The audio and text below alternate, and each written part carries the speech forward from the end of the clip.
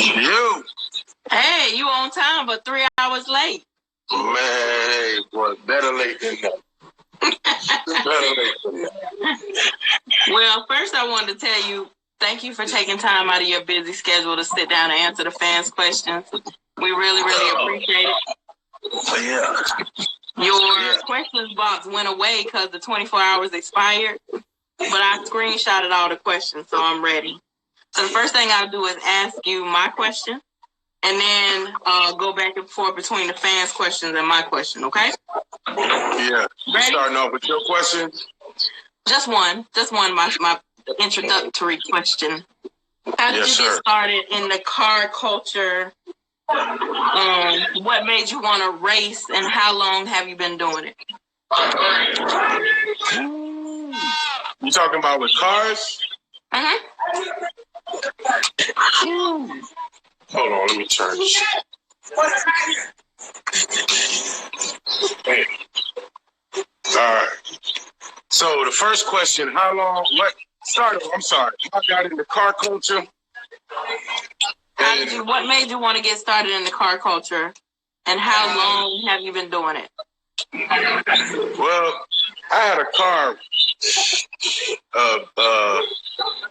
a Buick Centurion. You know, I had a fake dump back in the day, and you know, I wasn't into it like that. I was more on the motorcycles. You know what I'm saying? Right. So I don't even know what happened to it. I think I sold it to my boy or something like that. You know, it was on some McLean's or whatever. But how did I get started in the dunk culture? It was really an accident, to be honest with you. Not an accident, but I said, you know, I wanted one. So looking around, and then kind of fell in my lap. My boy from California, I don't know what made him call me. It was like, hey, you know what you call me, man? I got a 72 in the garage, clean, blah, blah, blah, whatever. I'm like, yeah, bring it. He's like, how much? He brought it to me. He drove it. He trailered it all the way out here from LA, and got the car.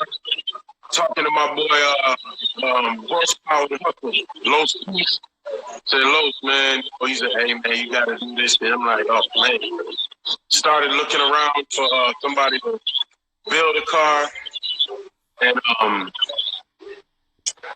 was talking to Next Dimension. And I went down there and, you know, saw what his car was. Talking to some more people there. Like, I said, I ain't got time to be taking the car from here to here. I need to take it somewhere where somebody gonna do everything. I pick it up to take it to no interior, man. I'm not going.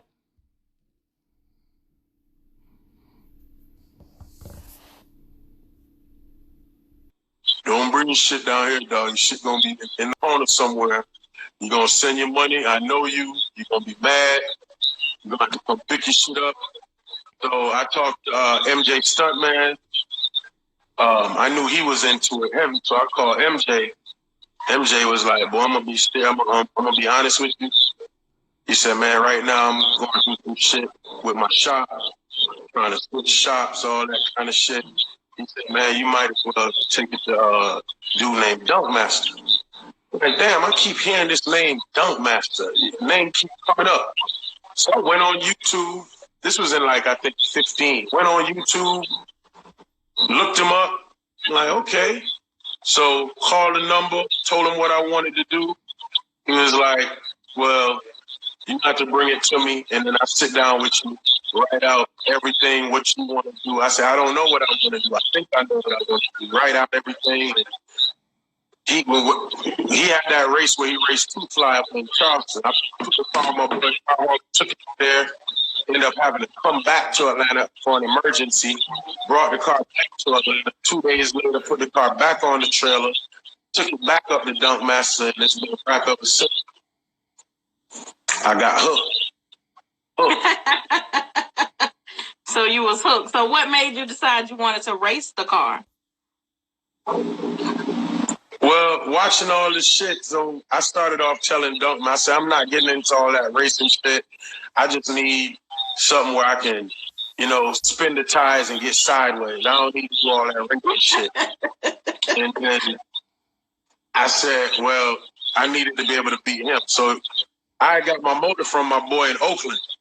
Sent the motor. I told him, we came up with the color that I wanted to do it. The silver car, red top.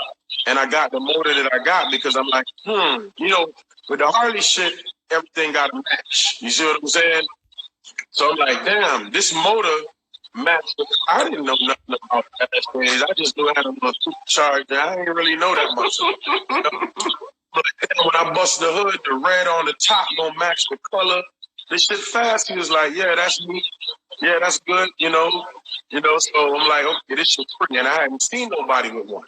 So I don't like to do shit everybody else do. I like to put my own stamp on shit. So, Dunk Master was like, well, we're going to take it to Stitch. He said, you want buckets? I said, yeah, I want bucket seats. So, everybody inside, man, we don't put that country ass shit in the car. Bucket seats. I said, man, I'm too big for bench seats. I like the bucket seats. They look good to me. Fuck it. I want buckets. So, man, don't do that country. I said, man, I can't fit. I'm 6'3". I can't fit in no bench seat. My legs will be scrunched up. I can't do that shit. So, yeah, Next Dimension was the one that rode me hard about them bucket seats, boy. He rode me hard. I'm like, fuck it. I want the Dunk Master. Said, what you want? Center console, floor shifter? I said, yeah. He said, okay. You want push buttons? I said, yeah. The Wait for a second. Go ahead. Yeah, so that's where we was at. Start taking shape.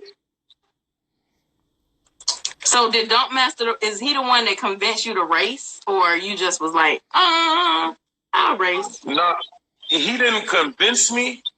I seen what was going on, and I already got a competitive edge anyway. Like, I've been racing, not like in the street, motorcycles from sport bike days. I wasn't really like a drag racer with the motorcycle. I was the boy you're going to see on 95 blasting. Right. Fort Lauderdale, all the way South Beach. And then we got into the stunts. Then I'm the person you're going to see on one wheel. I was one of them. So, the drag racing thing, it just got me. Like fun. So I've been saying, I want to be able to do this. He said, not with that shit, you not. He said, we're going to have to do something. Then he called, he said, hey, Bo, that ring you got, that shit ain't going to work. I said, man, why you ain't tell me that from the beginning? Well, you say you ain't want to race. You say you just want to do a burnout and shit and get sideways. That shit ain't going to work. So we had to order another ring. And then the next thing, that tank, that's I'm like, God damn.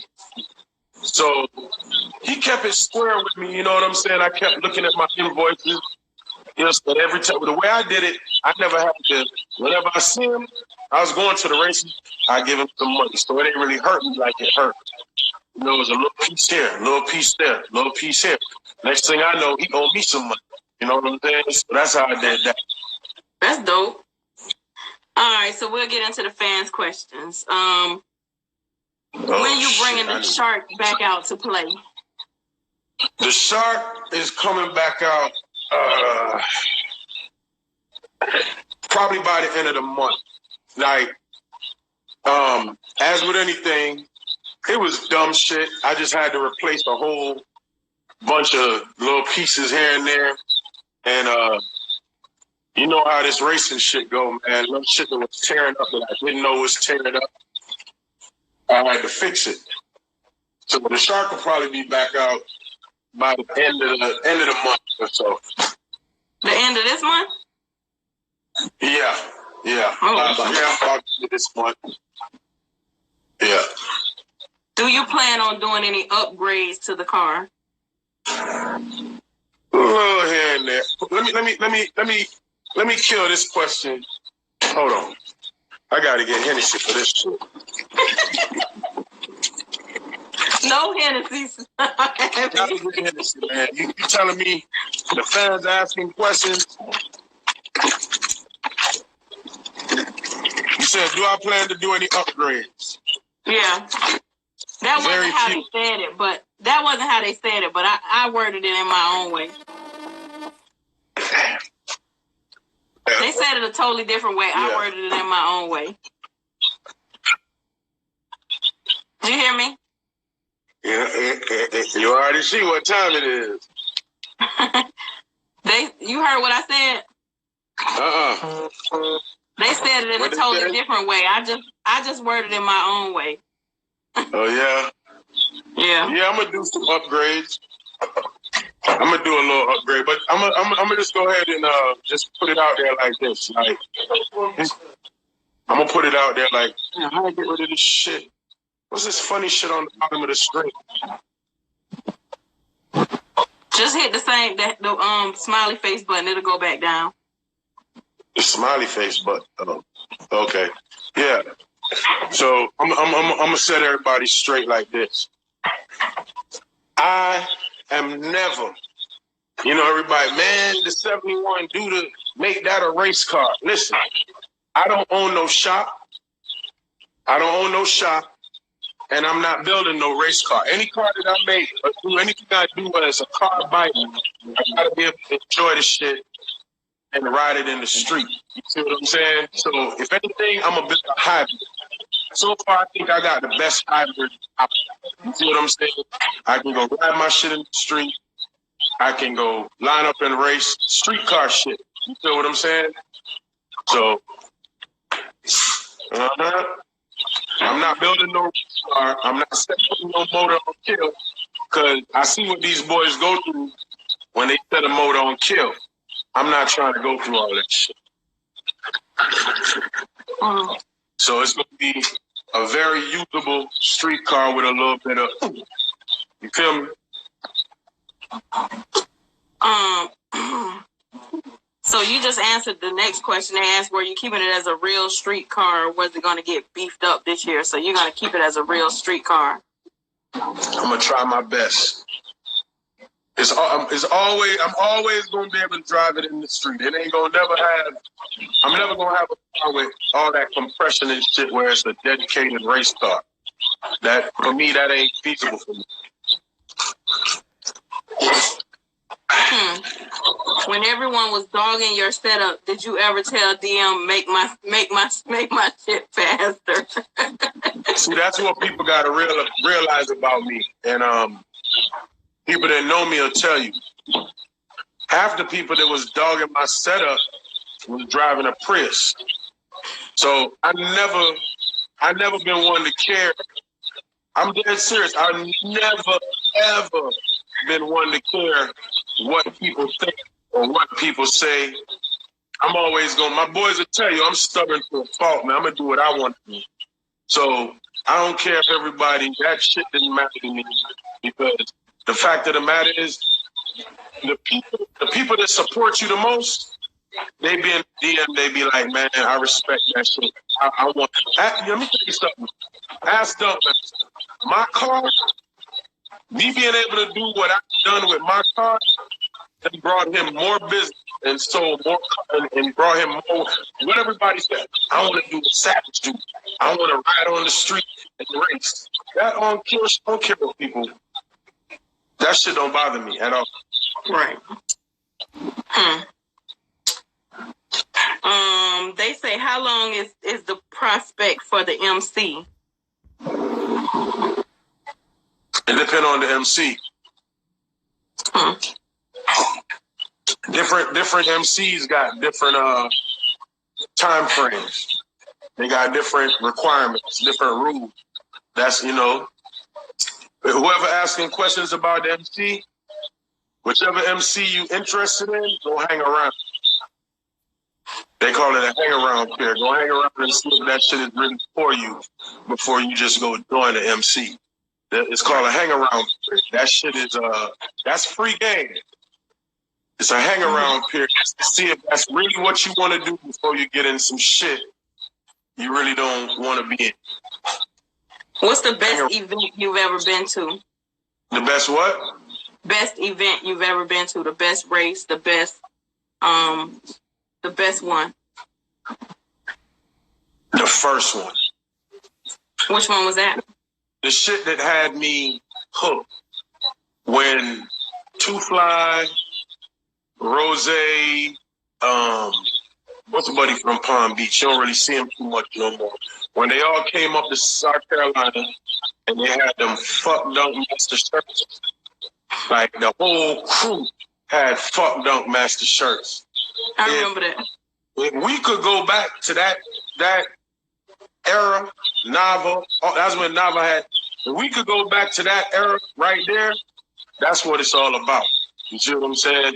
That shit, nobody got mad about the shirt. That shit was like awesome. I can't explain that whole vibe that day. That was some real shit. Besides In-N-Out, would you refer anyone to any other shops for paint, interior, motor work, etc.? Like, let me try to answer that. Like a full build? We'll go for that. I don't know too many shops doing full build. To this day, I still don't know too many shops doing full builds. You see what I'm saying? Like, y'all don't understand. Like, the Dunk Master never said, hey, can you go pick the car up from Stitch? Hey, I got to send your rear end off to Moser. I need you to go pick it up from the UPS or the freight. Hey, right now, I don't know too many people doing full bills. Right. That go. See, this is what I teach about with In-N-Out. I'm gonna say Dunk Master. It was some shit I wanted to do that I saw other people with, right? So I called him and said, hey, I saw such and such with this. I'm gonna order that. He's like, no, Bo, you don't want that. That shit ain't set up for what? That shit is for cosmetics. You don't want to spend your money on that. Or he'll tell me, you don't need this shit. All you need, we use this for a reason. Or I heard somebody say, hey, this shit make all kind of horsepower. He said, yeah, that shit make horsepower, but it ain't making horsepower in no 5,000-pound car. He said, hey, Bo, stay off of Google, man. Stay off of Google with that shit.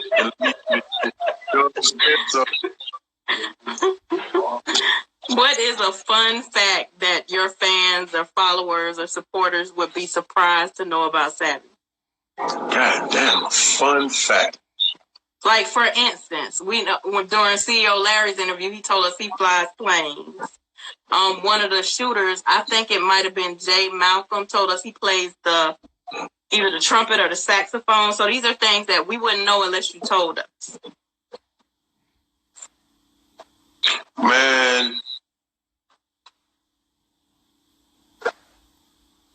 Oh, shit.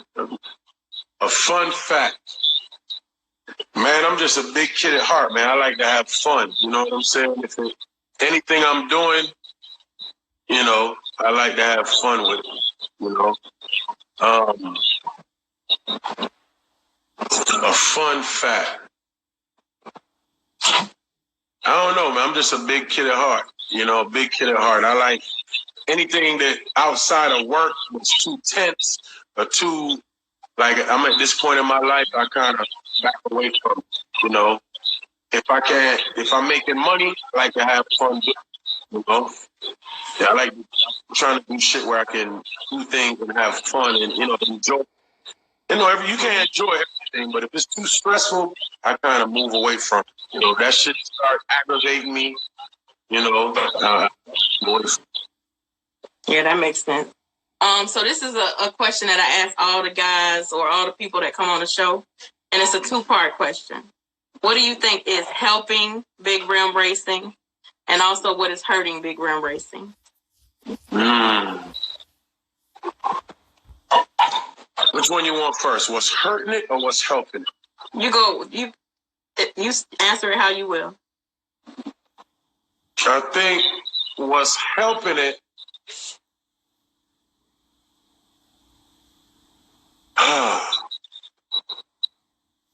it's kind of catch-22 because what's helping it, depending on how you look at it, is also hurting. Okay. You know what I'm saying? I think it's getting to a level where it's so I'm rephrasing. I'm going to tell you what's hurting it. I think the guys that want to remain, and I'm not just saying, I know I got a conflict of interest, but the guys that want to remain on a certain level, meaning guys that want to have a street car that they can race. I think the way a lot of it is kind of pushing them out, you know what I'm saying, or making them not feel welcome. You know, guys that, you know, like say, got a car like Nav or my car, you know, where he up and down on the street and then want to go to a race. Those guys that go to a race, but you want to have a big motorboy drawn. You know what I'm saying? So that's one thing I think is hurt. I think a lot of people that want to get into shit, but they don't want to build a motor. They don't want to build a car, or they can't afford to build a car that's on chill. They want to build, you know, they want to have fun with it without everybody heckling. Everybody don't want to deal with that shit, you know? So it's like, man, that shit, I ain't getting it. That shit, these niggas crazy, man. Like Seven Trey Hefe, man. Seven Trey Hefe went to, you know who I'm talking about, from Carolina, went to Vybes. Yeah. He was on the phone. He said, man, these niggas crazy. Man, they had him shaking, man. They had so much pressure on him, you know? So he was like, man, I wasn't ready for that, man. You know, they helped me, but at the same time, they had me, yeah, we kind of got to ease up a little bit, you know? What's helping it? It's not exposure, because I get so many guys that holler at me that they just found out what a dunk is. And everybody, like in the Harley game, guys that ride Harleys, right? Right. All of them want old schools now. They not just old schools, but they want dunks. You see what I'm saying? So it's getting the attention of a lot of people that I'm surprised they even know what a dunk is. It's like, I tell them about a dunk. I'm like, you know, a 71. I know what a dunk is. All right. You see what I'm saying? So whatever they got going on, you know what I'm saying? North, south, east, west. You got guys in New York building dunks now. You know what I'm saying? You got you go out to like when we went to California, you go out to the Bay Area. You know, they always rode dunks out there. They done had dunks for a minute, but it's peaking to a level now where you can hardly find them motherfuckers not rusted out nowhere. Right. You know, what a lot of people said when I asked that question. It was some variation, but a lot of people said it was the lack of working together that was hurting the race culture, well, the big rim race culture. I find that I'll be honest, I think this year is going to be a way better year than last year. I think last year was a rough year. It was a rough year on so many levels. I think I can't really speak for all fans, but I know last year really discouraged me in a lot of ways. This year has been thus far pretty good, I gotta say, and I've been really looking forward to getting out of 2019 and getting into 2020. Because last year I was like, oh, I'm gonna give up on this. This is not. I don't want to even deal with this anymore. But do you think the lack of I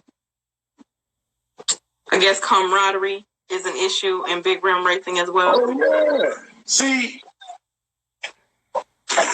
dunk racing is like the 10, 11-year-old child that had a growth spurt and he started growing too fast. Everything hurt.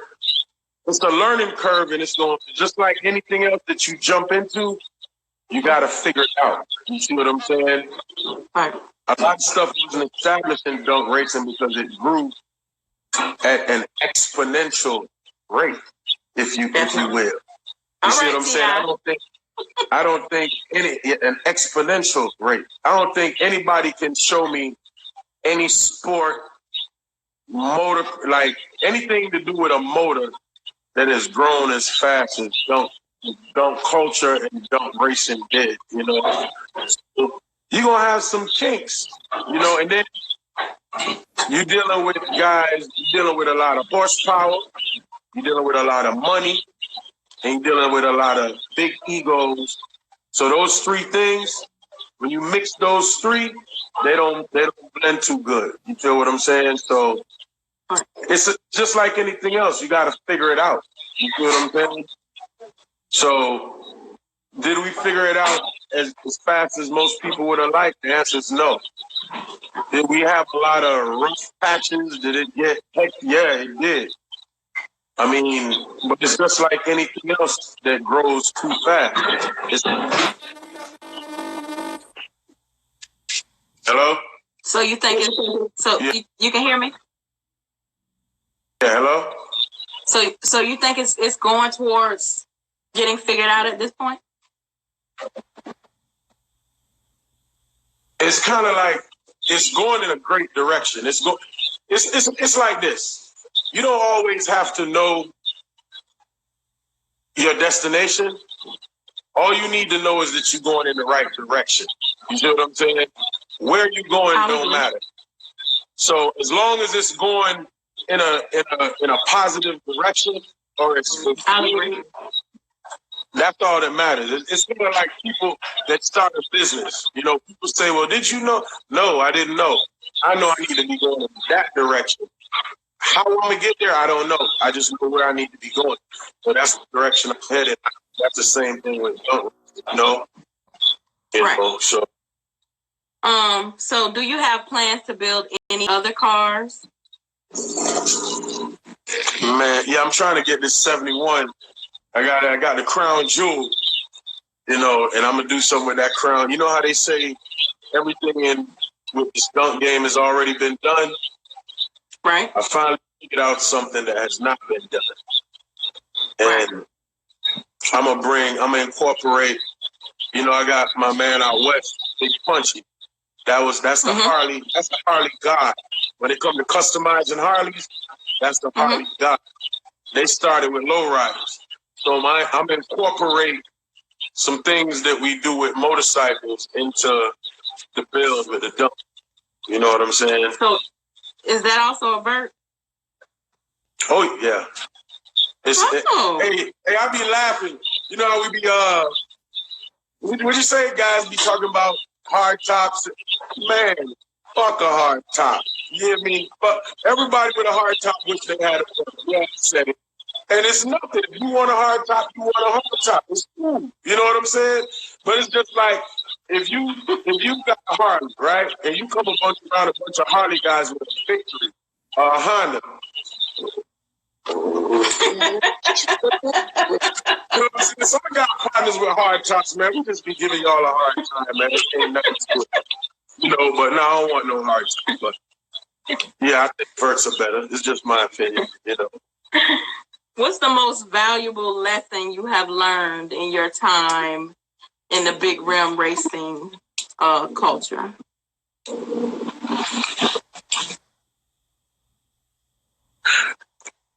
Don't rush. Take your time. Be on your time, because, see, a lot of people let the pressure. This should have you spending money you don't have. This should have you doing shit you planning to do. This should have. If you allow it, it'll fuck up a lot of shit. You know what I'm saying? So I think people lose their way and they lose perspective. You know. I still got the buzz of TV. It ain't 96, man. Ain't no bubble. It's a 96 SS. Don't call my thing a bubble. But yeah, man, a lot of people lose their way.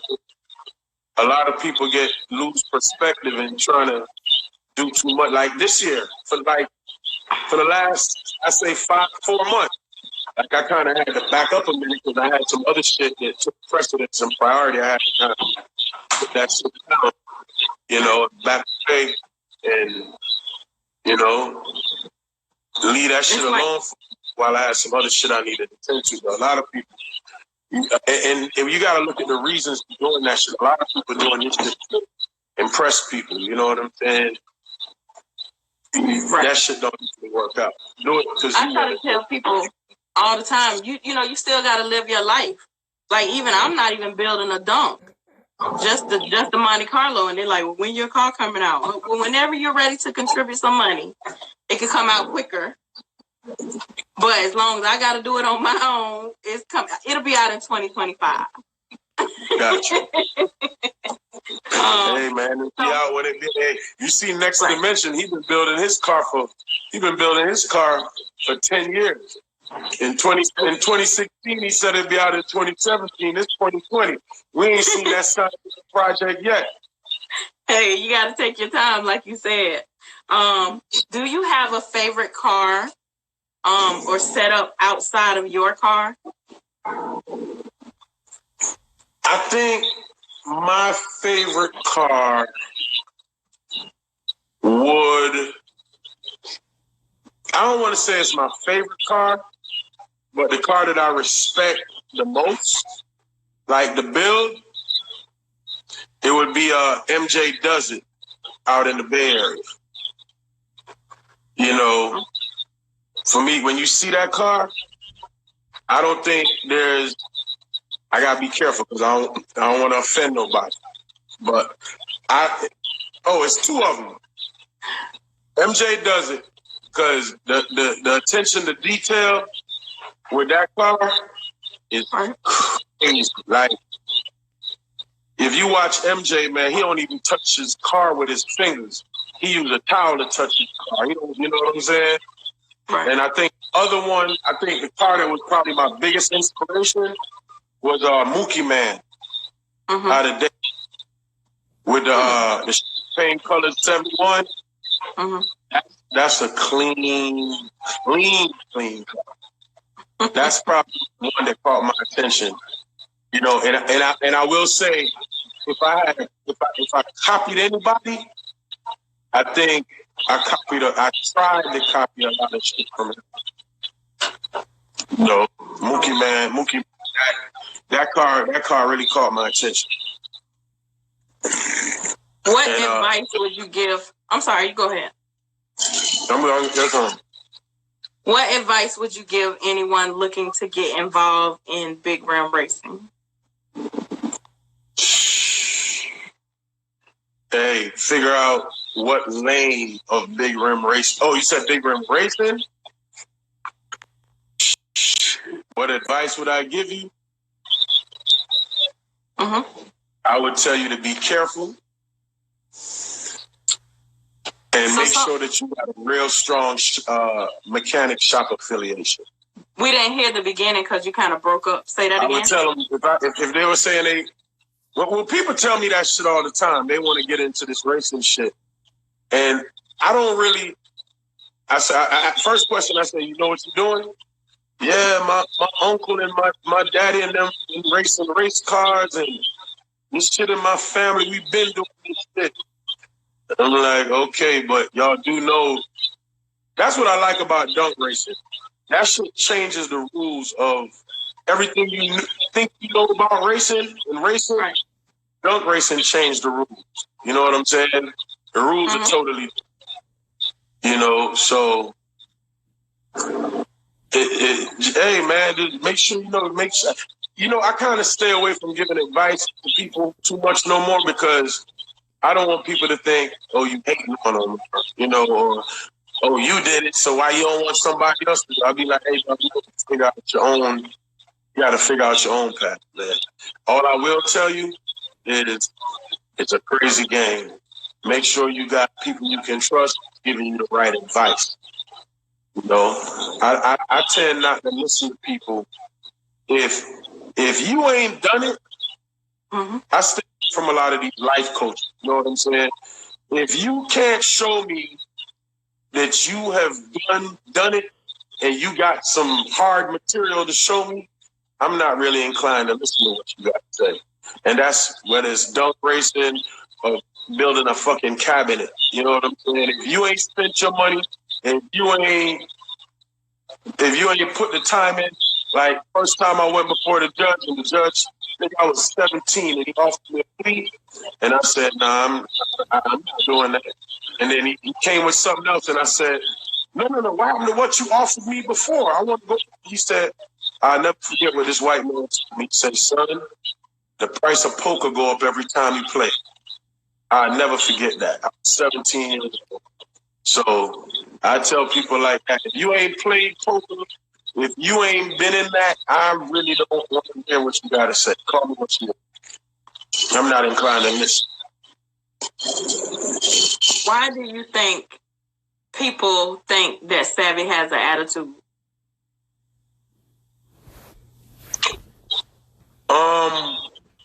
Attitude? Uh-huh. Because I'm funny acting, you know, like. You funny acting? Yeah, I can be. I get in like moods sometimes where I don't want to be bothered, you know, like I go to a track and I'm just a regular guy, you know. I'm just a regular guy and I might not want to talk, you know. Sometimes I go places and I just want to sit back with the people I know and, you know, I don't want to meet no new, I don't want to talk to no, I will, you know. Sometimes I just want to be, my line of work, you get people pulling on you in all different. Yeah. Hello? Yeah, somebody need this. It might be my kids. You know, my kids be, Daddy, I'll be like, man, stop calling my fucking name. Damn. Ty Diesel call. Yeah, man, you know, at work. Both. Hey. The season went out. We need, what you want us to do? Move the shit for another freezer, dog? You know, I just get tired of people. So sometimes I'm not the most approachable, you know, or I'm like, I don't know. I think I can understand why people say I got an attitude problem. You know what I'm saying? So I agree. Or you'll look right at people and won't speak. Huh? Or you'll look right at people and won't speak. I get that a lot too. I be in my own world. KP, you know, I might be looking right at you, but my mind totally somewhere, and I ain't even thinking. You know, I'm not. I saw you, but I didn't see you. You know. How did you get into the motorcycles? Oh shit! In 1990. What year was that? 96, 97. 96 and 97. I always been one of them people, man. I used to see, you know, we go to a party or whatever. Back then I was in Miami, and we'll go to a party, you know, the Jamaican parties or whatever, and I'll be in line, you know, and then all them bikes pull up and they got a girl on the back, they got I used to be like, I'm gonna get me one of those, you know. And then I finally bought one. Thought I knew it up, man. I've been through so many motorcycles. I done probably total like 6 bikes. I probably done wrecked more motorcycles than anybody you know. You know. Oh, by the way, speaking of wrecks, man, shout out to Novel. You know, shout out to Novel. I think, boy, Novel. All I'm gonna say is, man, shout out to Novel, man. You know, he'll be back. I agree. We just gonna enjoy the comeback, dog. We gonna enjoy the comeback.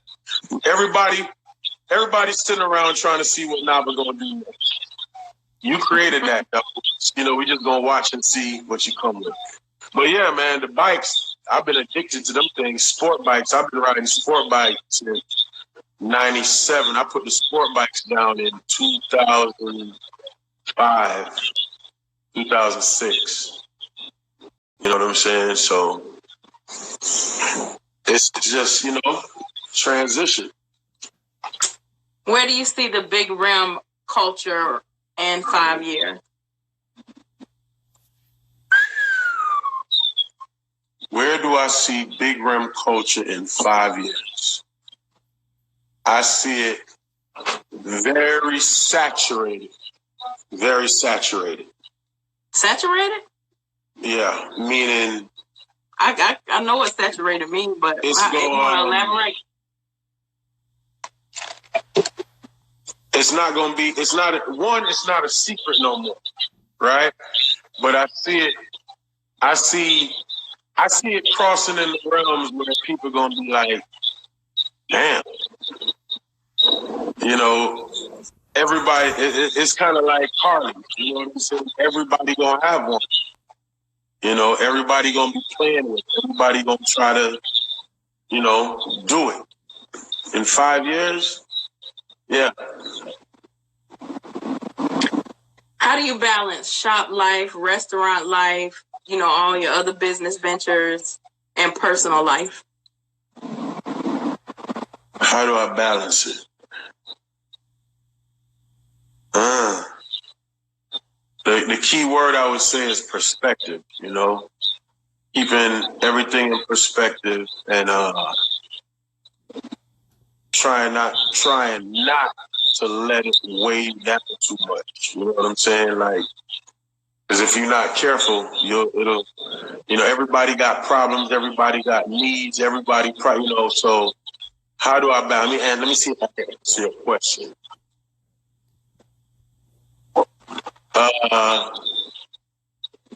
You just try to deal with every situation as it comes, and you can't dwell on the things you can't control. You know what I'm saying? You can't dwell on them. You just got to take it as it comes, and you got to do a lot of planning. You can't do stuff to see the appendix. You kind of got to see. My dad used to say to me some shit he used to say when I was a kid, and I probably didn't understand until I got 25. He used to say, you need to learn to answer my questions before I ask them. You see what I'm saying? So learning to kind of see, read the play ahead of time. You know what I'm saying? And learn from people that are better at whatever it is you're trying to do. Find the people that are better at it than you. You know? That's how I learned how to ride a motorcycle. I'm like, oh, he got a bike. He's stupid as fuck. He ain't got no sense. This shit can't be that hard. If he can do it and he can do it, then I know I can do it. But just really balance, man, just paying attention to anybody and everybody who's doing something that I want to do or is better at it than I am, or they've already done it and been through certain shit. Right. Just do what they doing and do what they do. So we have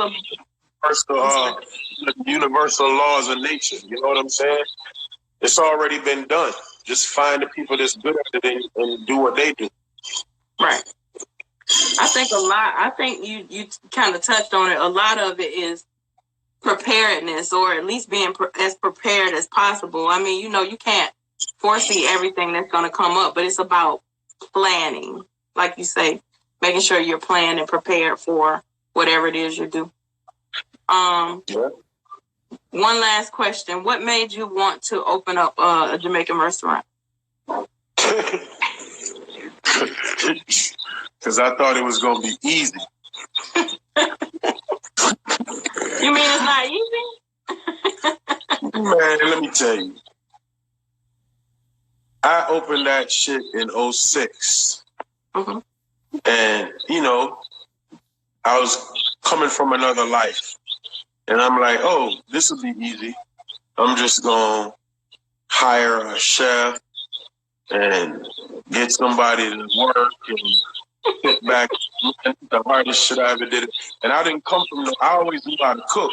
So I figured, you know, the hardest shit I ever did in my life. For the first 4 years, I spent the first 4 to 5 years trying to figure out how to close that shit down every single day. How to buy stuff to where, and then like it just to do just enough to transition and leave that shit alone, but it didn't work that way. You know what I'm saying? I put all my eggs in one basket. I had to stick with it, you know? So, and it's with any business, you know? I mean, you got to stick with that shit. You got to stick with it. You stick with something long enough, you'll figure it out. I lied about one last question. Why do they call you Savvy? Is that your name, or how did you get that name?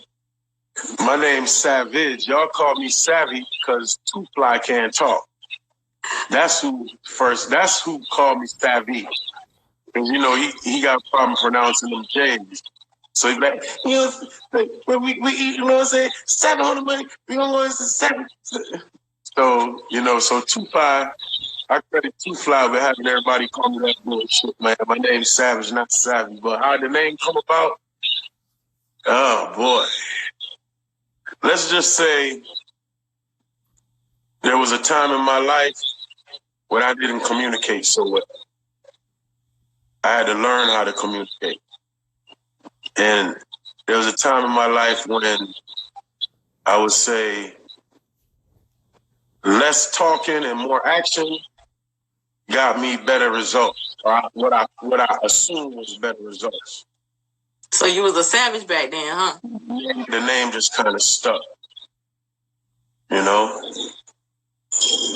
That was before everything became, oh, he's a savage. That's savage. That was way before that.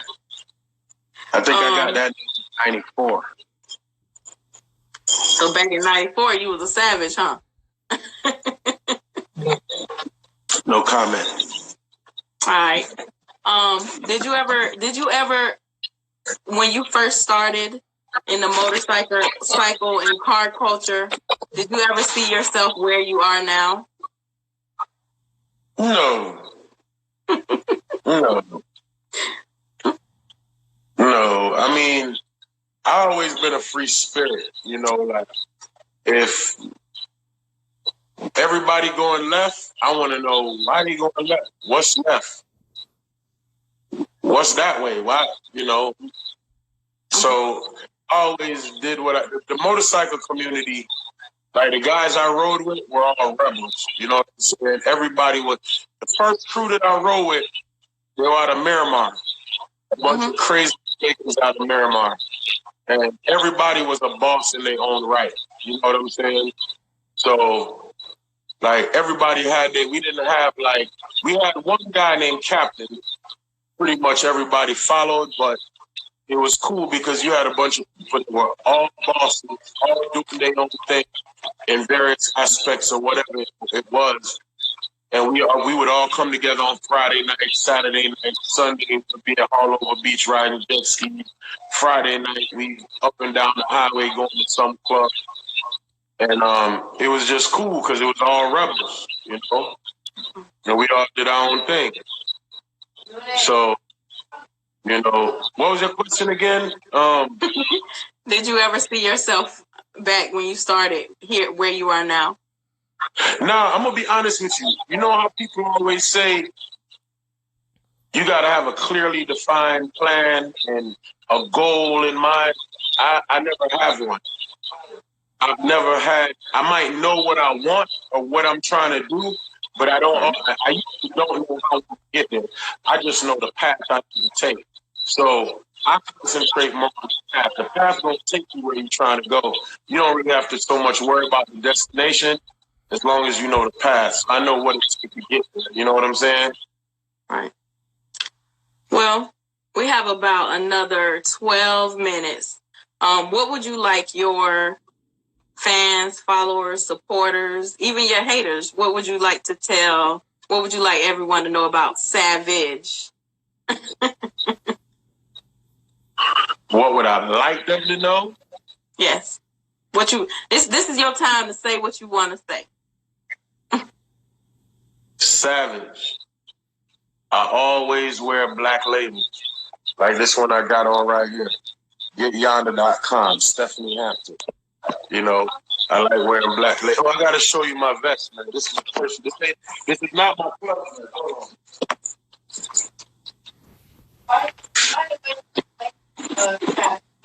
on. This vest right here, a Kofi Leather's made. It's 2 leather. Wow. That's nice. Kofi Leather's made this vest. You know what I'm saying? So support nice. Black labels. You know what I'm saying? Support your people. Support your people. That's what I want people to know, man. I mean, I don't care where I go. I was in Miami last weekend. I like to spend it with us. You know what I'm saying? I want people to know. I can vouch for that personally. Yeah, man. Spend that money.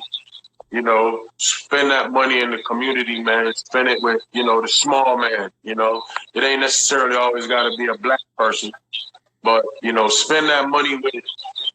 Keep that money local. You know what I'm saying? Keep it in small circles. Support your people, man. What I want people to know, I'm one of the people where I love to see my partners, my people around me do good. My boy Worm just got back in his truck. I'm gonna call him every day. Man, you good? You know, my boy Perry out in Oakland, he just bought a new rig. I'm like, I'm happy. You know, I'm happy when I see my people do good. You know, always happy when I see my people do good. That should make me feel good to see my people or my friends get ahead and have something. Oh, you about to buy the crib, man? Let me let you talk to my people. She gonna help you with this. If you got any questions, she gonna, you know, I just love to see my people do good. You know? You know what was very impressive to me? You know, I talked to Vert Season a lot. You know, I talked to a lot of people in the car culture. And he mentioned to me about something you did for him that wasn't publicized, wasn't, you know, I was like, you know, we were at that time already friends, you and I. But that just gave me a whole new, not that you hadn't done business with me and you hadn't, you know, I saw that side of you, but for you to do that when it came to another brother, I was like, oh man, that's dope. That just made me have more respect, even more respect for you. You know, because man, let me tell you something about Vert Season, man. Let me tell you something about Vert Season. That dude's energy is infectious. I'm on my TI shit right now. His energy is infectious, man. Like that dude, man, just to see the shit that he go through from job to job, you know, and I call, hey man, you good? Yeah, man, I can't keep doing this. I'm like, hey, dog, you gonna figure it out. Then to see him get his shit, you know, and then you look in his face, man, I know for a fact he don't even realize he inspired me. He going through some shit, and you see him